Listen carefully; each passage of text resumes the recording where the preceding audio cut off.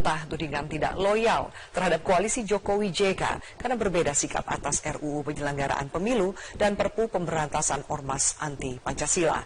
Meski demikian, partai berlambang matahari putih itu mengaku siap jika akhirnya Presiden Jokowi memutuskan PAN harus berada di luar pemerintahan.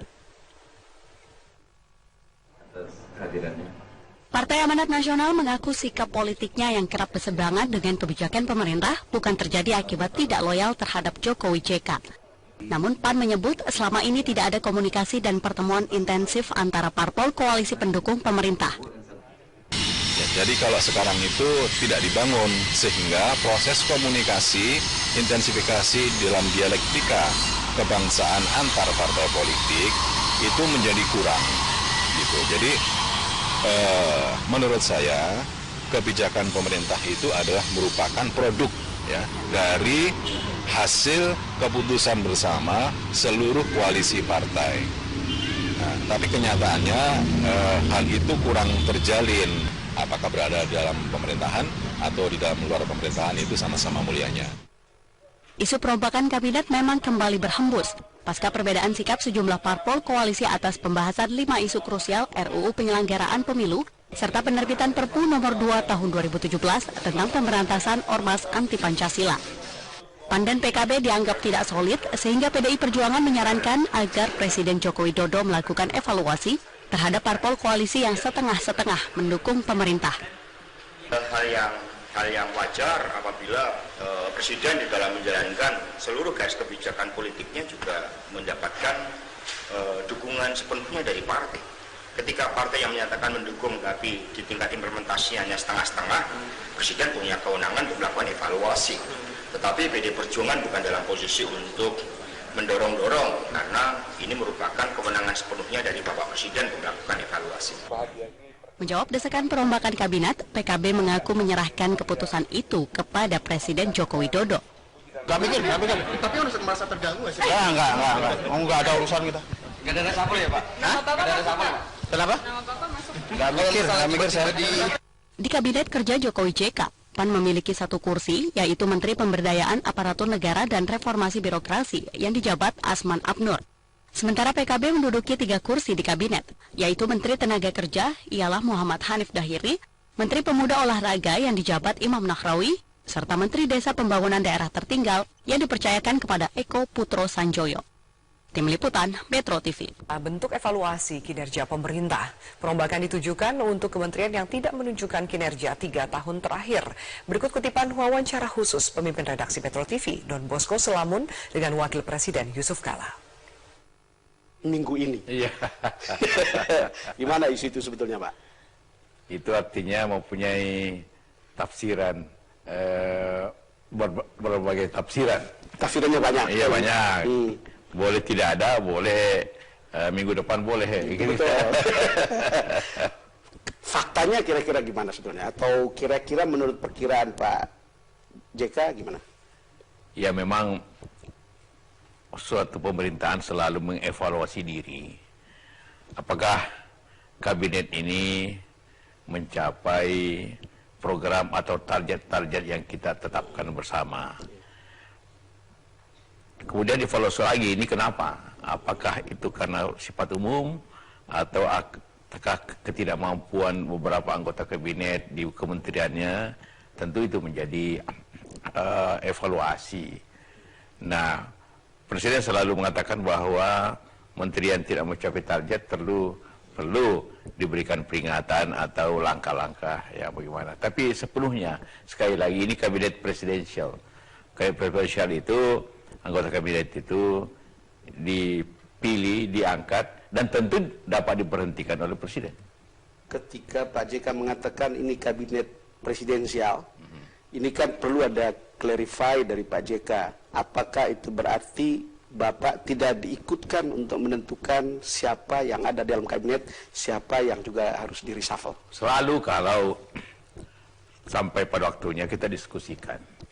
Selalu, itu sebelum diumumkan pasti kita bersama berdua mendiskusikan evaluasi yang ada. Evaluasi yang ada. Tentu kalau dalam keadaan sekarang pencapaian itu kan tergantung juga faktor luar dan faktor dalam. dan juga kemampuan, ukuran kemampuan itu kan umumnya diatur, dinilai daripada keberhasilan menjalankan kinerjanya itu. Ya, artinya diskusi tetapi yang menentukan pada akhirnya presiden, bukan? Oh iya, artinya selalu kita bicarakan, dan tapi pada akhirnya itu kan hak prerogatif, selalu dikatakan itu. Tanggal 4 Juli kalau tidak salah Pak JK bertemu 4 mata dengan presiden. Apakah pembicaraannya juga soal reshuffle? Ya, boleh dibilang tiap minggu 2-3 kali saya bicara banyak hal dengan Pak Presiden. Situasi negara, situasi pemerintahan, situasi ekonomi, situasi politik. Tapi pertemuan terakhir Presiden belum mengusulkan atau membicarakan tentang ini. Pemirsa, saksikan selengkapnya wawancara khusus pemimpin redaksi Metro TV Don Bosco Selamun dengan Wakil Amanat Nasional dalam pembahasan rancangan undang-undang pemilu menjadi sorotan. PDI Perjuangan menyatakan Presiden Joko Widodo berhak melakukan evaluasi termasuk perombakan kabinet terhadap parpol koalisi yang sikap politiknya kerap tidak sejalan dengan pemerintah. Presiden Joko Widodo sendiri menegaskan perombakan kabinet tidak akan terjadi dalam pekan ini. Membelotnya sikap sejumlah partai koalisi pemerintahan Jokowi JK disoroti PDI Perjuangan. PDI Perjuangan menyebut Presiden Joko Widodo berhak melakukan evaluasi, termasuk melakukan perombakan atau reshuffle kabinet terhadap parpol koalisi yang sikap politiknya kerap berseberangan dengan pemerintah. Hal yang wajar apabila Presiden di dalam menjalankan seluruh garis kebijakan politiknya juga mendapatkan dukungan sepenuhnya dari partai. Ketika partai yang menyatakan mendukung tapi di tingkat implementasinya hanya setengah-setengah, Presiden punya kewenangan untuk melakukan evaluasi. Tetapi PDI Perjuangan bukan dalam posisi untuk mendorong-dorong, karena ini merupakan kewenangan sepenuhnya dari Bapak Presiden untuk melakukan evaluasi.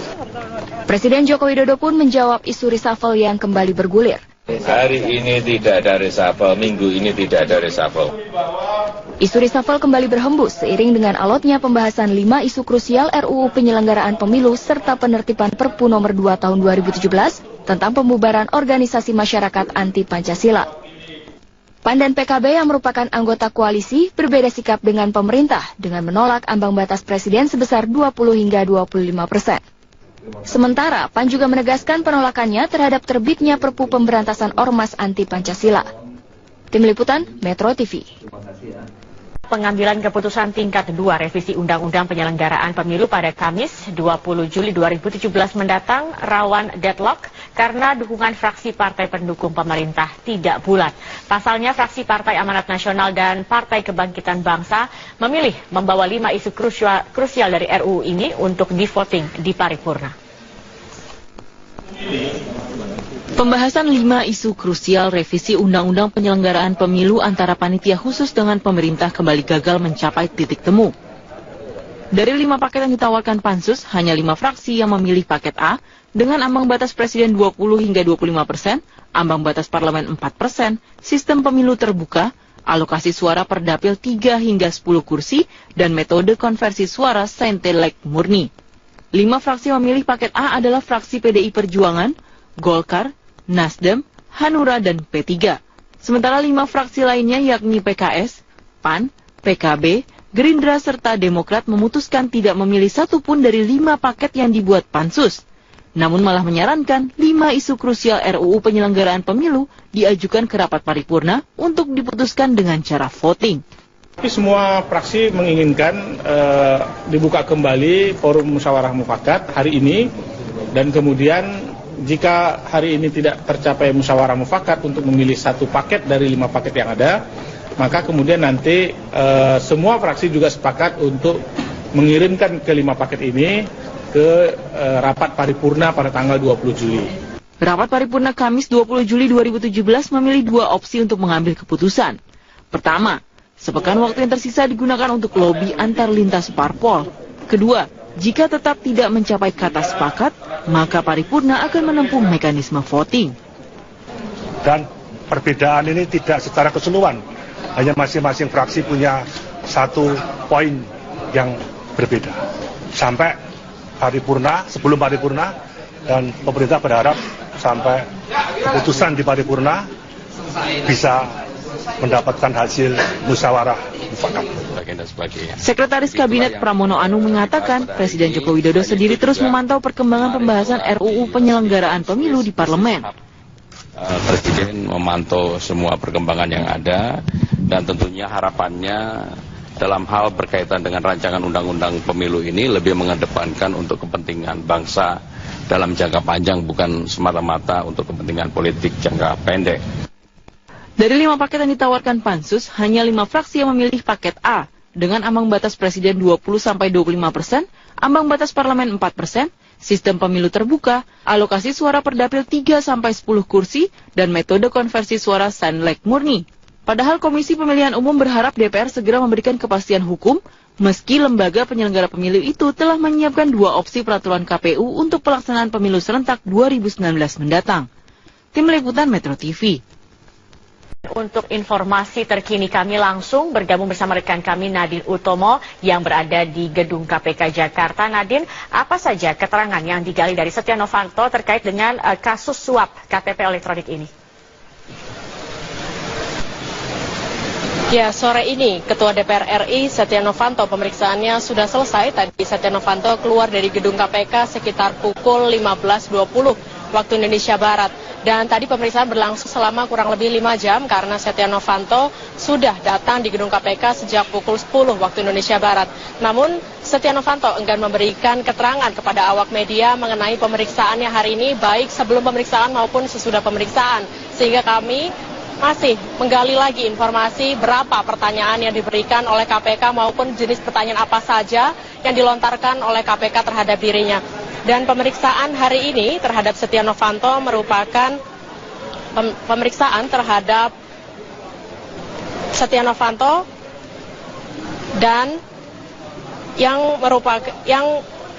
tadinya Setia Novanto yang pernah menjabat sebagai Ketua Fraksi Golkar DPR RI ini diperiksa sebagai saksi atas tersangka Andi Agustinus alias Andi Narogong, pengusaha swasta yang disebut-sebut sebagai pengatur proyek KTP.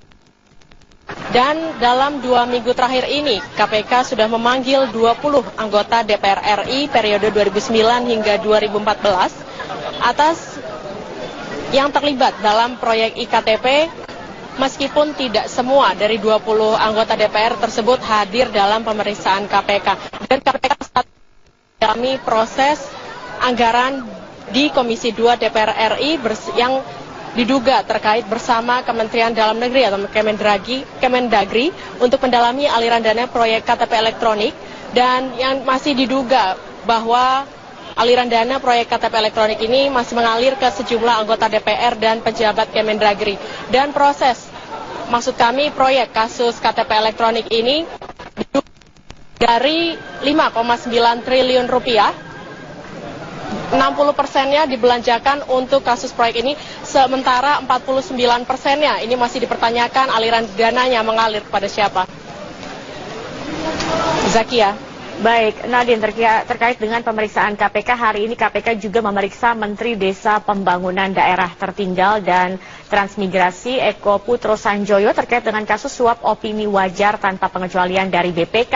Nah, kemudian bagaimana jalannya agenda pemeriksaan KPK terhadap Menteri Eko Sanjoyo untuk sebagai saksi ini? Ya, Zakia, tadi Menteri Desa Eko Putro Sanjoyo juga sudah keluar dari gedung KPK sejak pukul 14.30 waktu Indonesia Barat dan pemeriksaan berlangsung selama kurang lebih 5 jam. Dan tadi kami sempat bertanya kepada Menteri Desa Eko Putro